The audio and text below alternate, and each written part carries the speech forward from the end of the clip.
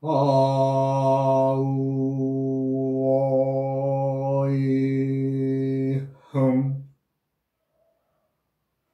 우이아어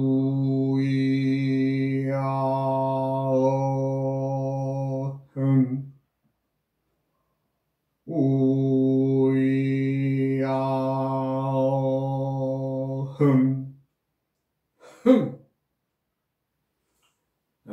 이번 시간에는 천간과 지지의 생성, 즉 어떻게 우리 역사적인 이 얘기들이 천간과 지지의 말씀에 들어있나를 한번 얘기해 보고자 합니다. 천간과 지지를 사용했다는 것은 옛 우리의 조상들이나 이 음양 오행을 사용하는 그 나라나 민족들이 천체의 행성들의 움직임이나 태양계와 달의 움직임과 천체의 은하의 움직임까지도 알았다는 것을 의미합니다. 하늘에 떠 있는 별들을 중심으로 하여 그 항상성과 불변성을 알아서 태양계에서 목성, 화성, 토성, 금성, 수성의 별들이 지구와 함께 태양을 중심으로 운행을 하는 별이라는 것을 알았기 때문에 그 별들의 움직임으로 오행을 정하여 사용하게 된 것을 알 수 있습니다.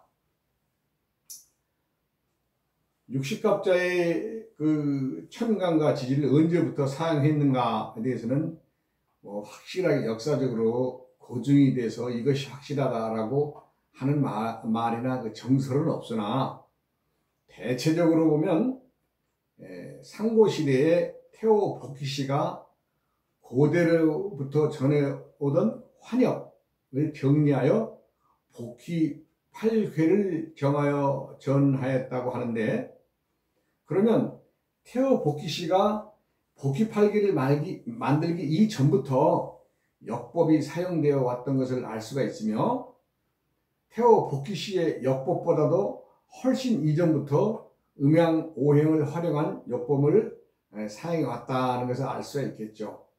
여기서 이제 환역이란 우리 그 환단고기의 그 발굴한 자입니다. 즉 배달족들이 사용하던 역을, 그러니까 태호 복희씨의 그 이전부터 우리 조상들은 그 역법을 사용하여 음양 오행을 활용했던 것을 알 수가 있습니다. 그러면 대략 이제 그 태호 복희씨가 언제적 사람인가를 들여다 보면 대략 기원전 3528년 전에서 3413년대를 살았다라고 합니다. 배달국의 5대 왕인 태우의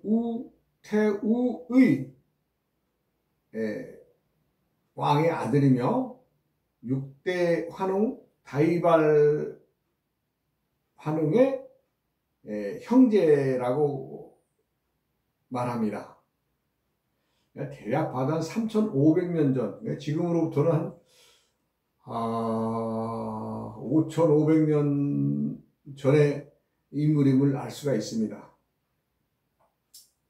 사람이 태어나서 자라나면서 부모나 윗사람들에게 예법을 배우고 익힐 것이고, 성장하면은 배우자를 만나서 후사를 이어갈 것인데, 각각의 남녀는 태어나서 자라고 익힌 그 환경과 또 각 부모로부터의 그 전해받은 품성이 다르고, 각기 다른 부모 밑에서 자랐기 때문에 문화와 풍습이 다르고, 또 상황에 대한 대처법 역시도 각각 달랐을 것입니다.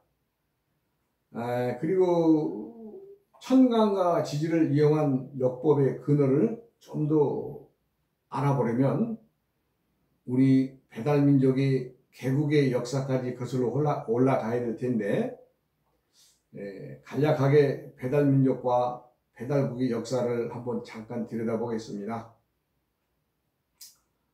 어느 날 하늘의 환인이 여러 신하들과 지상에 태백을 내려다 보뇨.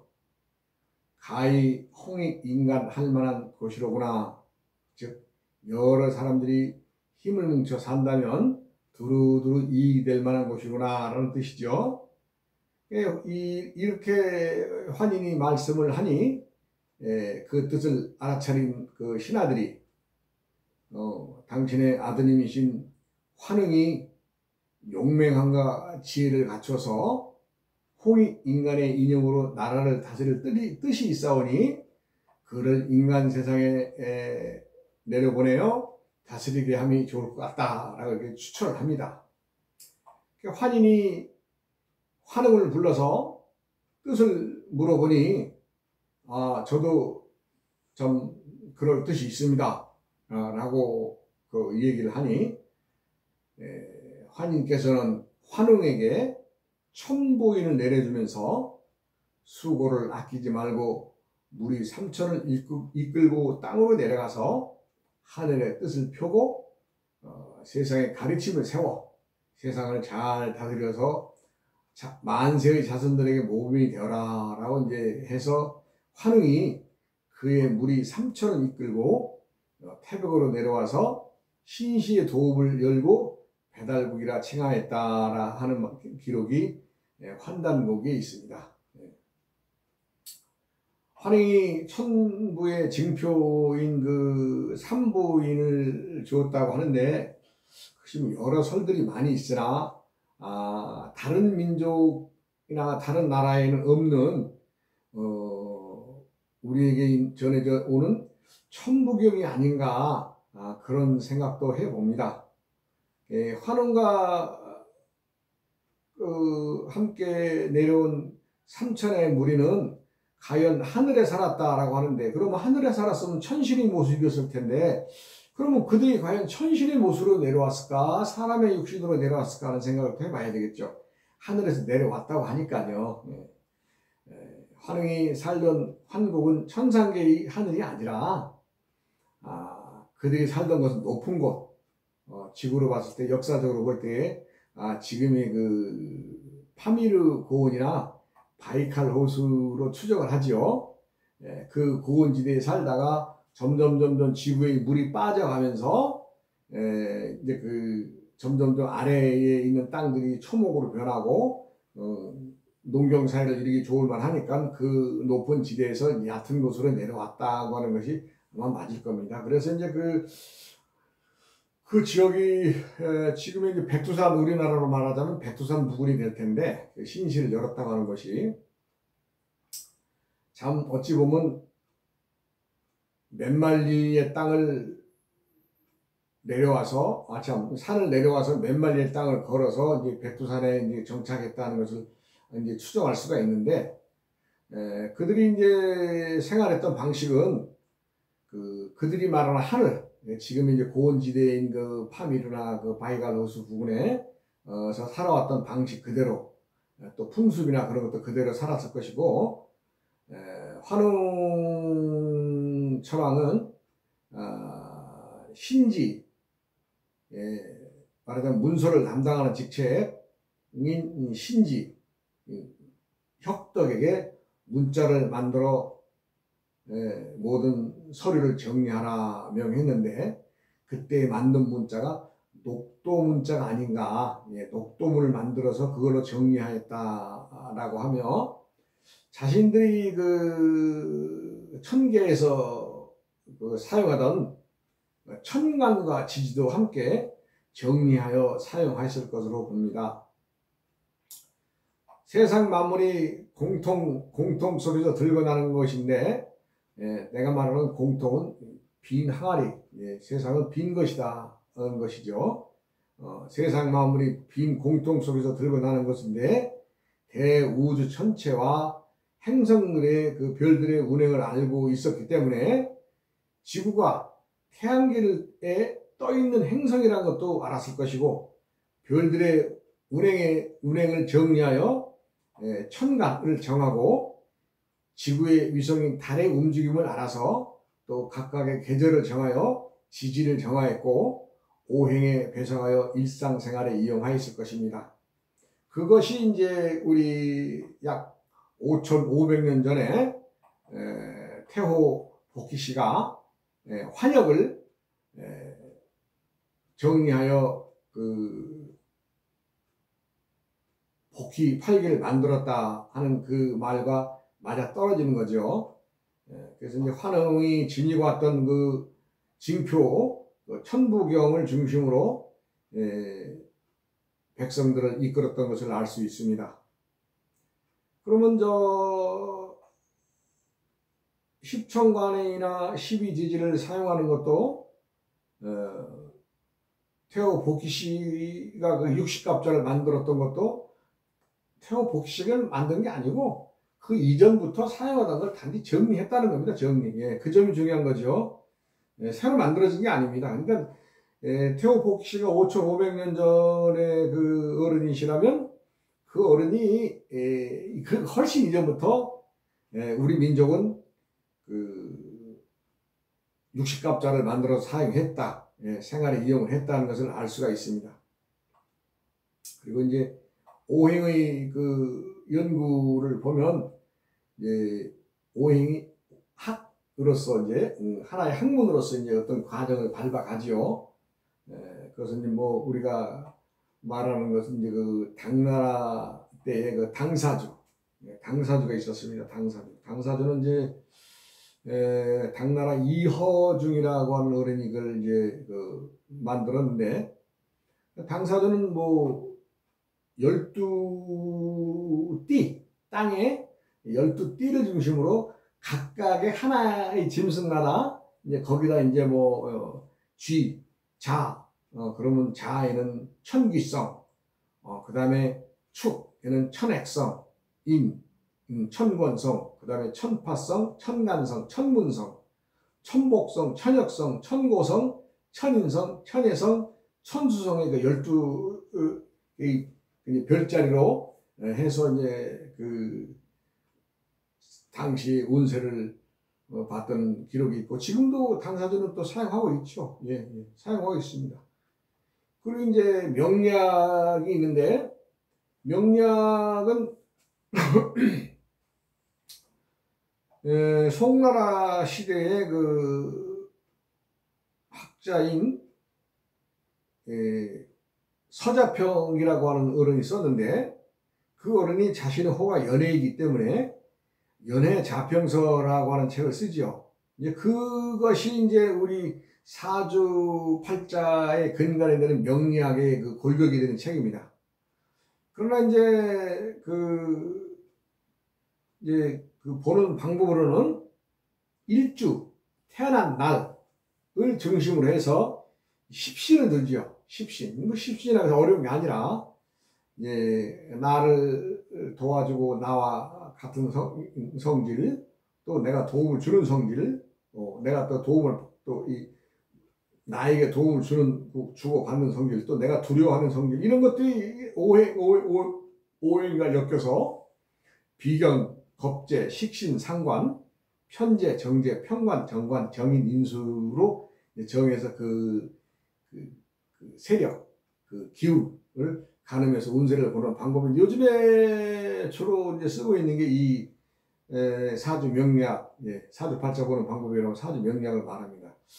그런데 이제 제가 이제 조금 좀 안 좋은 것은, 이 우리나라에 그 전해져 와서 지금도 쓰고 있는 명리학의 골격을 보면, 과거 고려 때에 내려왔던 그 명리학의 그 뿌리가 단지 이름만 가지고, 우리나라의 말하자면 그 일제 식민지 때에, 그때는 우리나라에는 글을 아는 사람들이 많지 않았습니다. 뭐 지금처럼 우리나라 뭐 참 거의 100이면 뭐 100명이 다 글을 아는 정도가 아니고, 지금부터 한 100년 전만 하더라도 우리나라는 문맹률이 95%에 달했어요. 결론적으로 뭐냐면 100명 중에 5명이나 겨우 글을 알까, 나머지 95명은 글을 모른다는 거죠.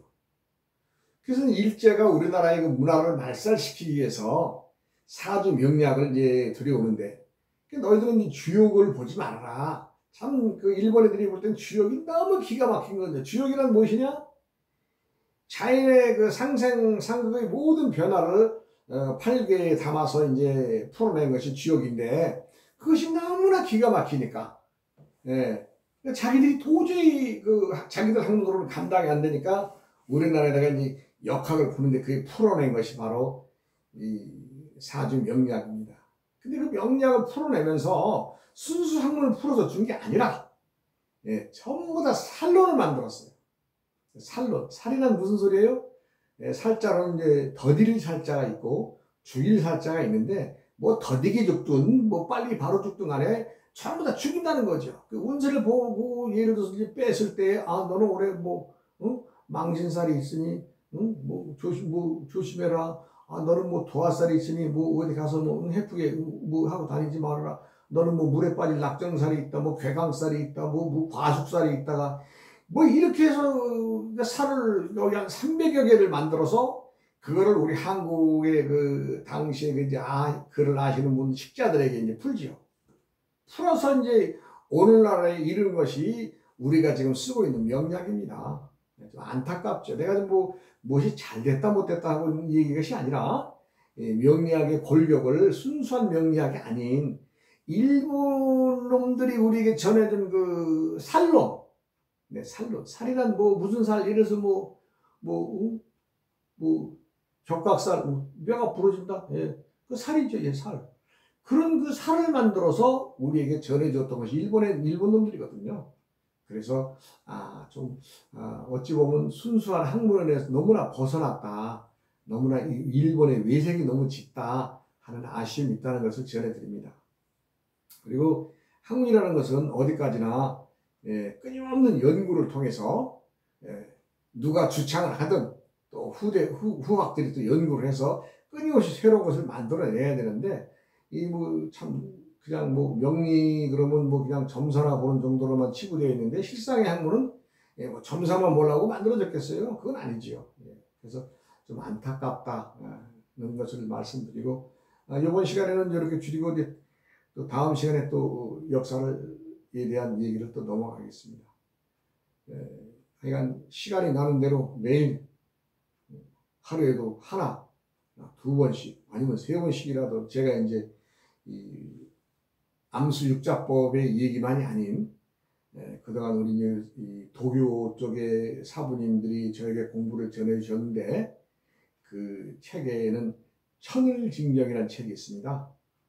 그 책도 제가 주석을 달아서 풀어서 책을 세상에다 내놨는데, 그 책을 중심으로도 강의하고, 또 노자의 도덕경도, 제목은 제가 쓴 책은 부처와 노자가 만나 나눈 이야기 도덕경이라는 책인데, 그것도 이제 나오는 대로 제가 이제 또 함께 이 자리에서